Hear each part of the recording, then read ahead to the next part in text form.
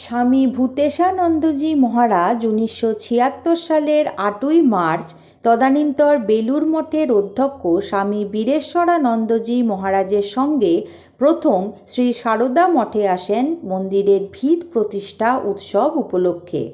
তাঁর সংক্ষিপ্ত আশীর্বাণী সেদিন উপস্থিত সকলকে বিশেষ অনুপ্রাণিত করেছিল।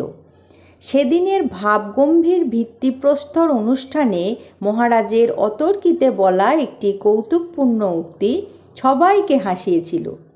এক এক করে পূজনীয় বীরেশ্বরানন্দজি, পূজনীয় ভরত মহারাজজি, পূজনীয় গম্ভীরানন্দজি ভিতে ইঁট উৎসর্গ করলেন।